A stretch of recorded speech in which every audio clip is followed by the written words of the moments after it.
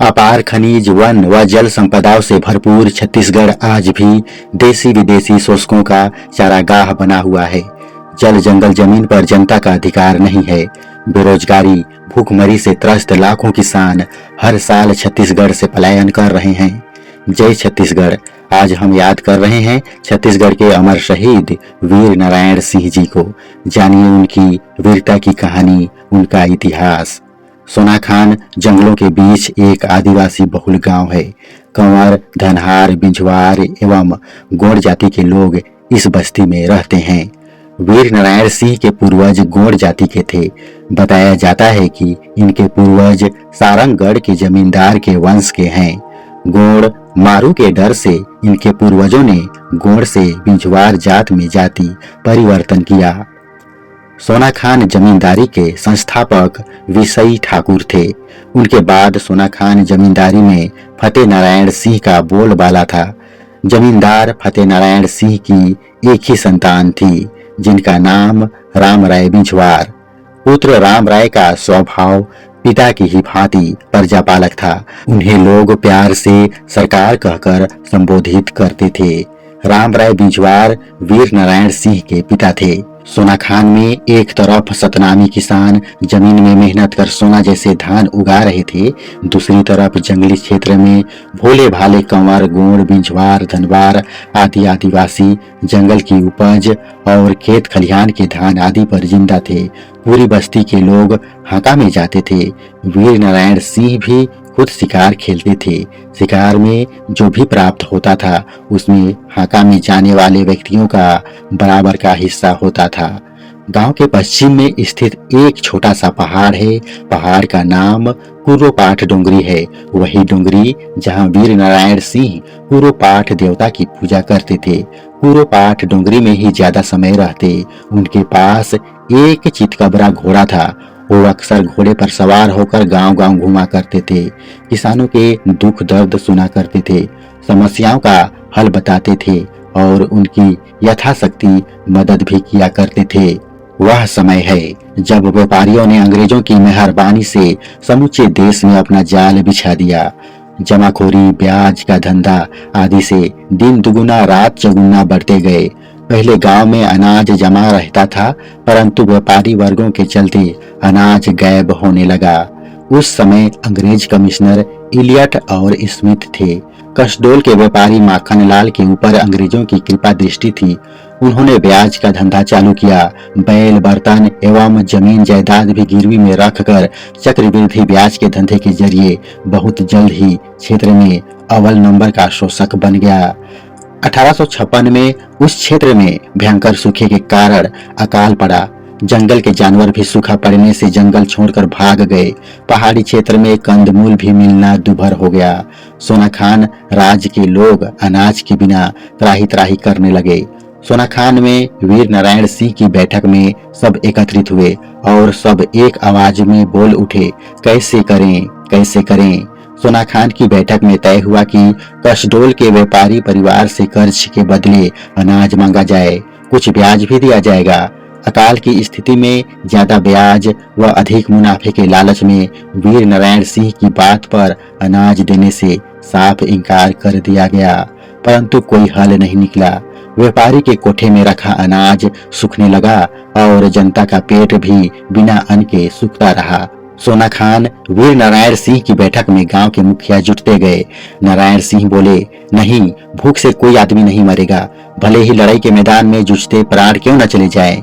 वीर नारायण सिंह ने उपस्थित लोगों से पूछा, क्यों, तुम लोग लड़ने को तैयार हो या नहीं? जवाब में उपस्थित लोग एक स्वर में बोल पड़े, लड़बो, लड़बो। और ये आवाज इतनी तेज थी कि सारे पहाड़ी इलाकों में तथा जंगलों में यही आवाज गूंजने लगी तथा गांव-गांव में पहुंचने लगी। लोग सोनाखान पहुंचने लगे। कुर्रोपाठ में वीर नारायण सिंह का डेरा था। कुर्रोपाठ का पानी पीकर सरदारों ने शपथ ली कि अब हम व्यापारियों को सहन नहीं करेंगे। व्यापारियों की कोठी के अनाज में आदिवासी किसानों की मेहनत का खून लगा हुआ है। लहू पसीने की कमाई से पैदा हुआ अनाज व्यापारियों की कोठी में भरा हुआ रहेगा और हम भूख से तड़पते रहेंगे। ये कभी नहीं हो सकता। नारायण सिंह की आवाज पूर्व पाट में व आसपास के क्षेत्र में गूंजने लगी। 1856 का साल था। वीर नारायण सिंह अपने चितकबरे घोड़े पर सवार होकर नेतृत्व संभाला। लोगों के साथ वीर नारायण सिंह कसडोल पहुंचे। फिर एक बार कसडोल के व्यापारी माखनलाल से कर्ज के रूप में अनाज मांगा। उन्हें अंगूठा दिखा दिया। वीर नारायण सिंह से अब सहा नहीं गया। कोठी के धान को वीर नारायण सिंह ने जब्त कर लिया और ग्रामवासियों के बीच जरूरत के आधार पर बांट दिया। यह था जनता के लिए जनता द्वारा संग्राम। वीर नारायण सिंह ने अंग्रेज शासकों को बाद में खबर भी दे दी। व्यापारियों ने भी अपनी क्षति का पत्र डिप्टी कमिश्नर को भेजा। अंग्रेज कमिश्नर इलियट ने व्यापारी का भेजा हुआ शिकायत पत्र प्राप्त होते ही एक फौज की टुकड़ी के साथ वीर नारायण सिंह के नाम से वारंट भेज दिया। फौजी टुकड़ी धोखा देकर वीर नारायण सिंह को रायपुर ले जाने में सफल हुई। उनको पकड़कर एक साथी के साथ उनके ही कब्रे घोड़े पर बैठाकर रायपुर ले गए। सन 1857 देश में सिपाही गदर की आग जल रही थी। वे मौका पाकर जेल से भाग निकले। जेल तोड़ने के पश्चात वीर नारायण सिंह ने सिपाही गदर के समय एक तरफ अंग्रेजों का राज खत्म करने का विचार ठान लिया था, साथ साथ व्यापारी वर्ग के खिलाफ तीव्र घृणा के कारण कोटगढ़ एवं खरौद जाकर व्यापारी परिवार के लोगों को खत्म कर नए संघर्ष की शुरुआत की थी। सिर्फ बच गई थी एक गर्भवती महिला और साथ में उसका एक पुत्र। फिर वीर नारायण सिंह के नेतृत्व में लोगों ने अंग्रेजी साम्राज्यवाद के खिलाफ संग्राम के लिए इरादा बनाया। अंग्रेज भी चुप नहीं बैठे, उन्होंने भी अपनी तैयारी की। पूर्व पाट डोंगरी में चढ़कर वीर नारायण सिंह की फौज की बंदूक गरजती रही। देखते देखते 500 से 1000 बंदूकधारियों की फौज तैयार हो गई। 1 दिसंबर 1857 को वीर नारायण सिंह ने अंग्रेजों पर धावा बोल दिया, जिसमें उन्होंने कई अंग्रेजों को मौत के घाट उतार दिया। वीर नारायण और उनकी सेना छापामार प्रणाली से युद्ध करने में पारंगत थी, इसलिए पूर्व पाट की पहाड़ियों पर अंग्रेजों के लिए उन्हें पकड़ना मुश्किल था। जमींदार घरानों ने वीर नारायण सिंह को दगा दिया।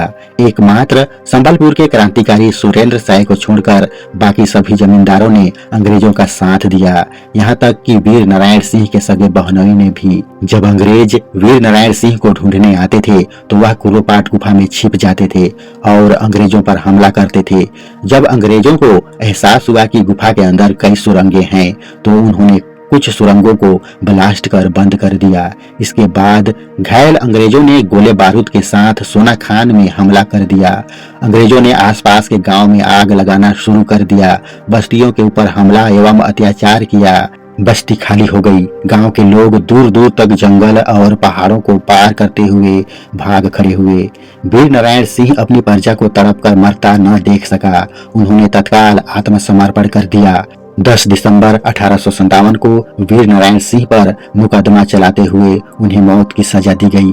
अंग्रेजों ने उन्हें फांसी देने के बाद उनके शव को रायपुर के जय स्तंभ चौराहे पर बांधकर तोप से उड़ा दिया।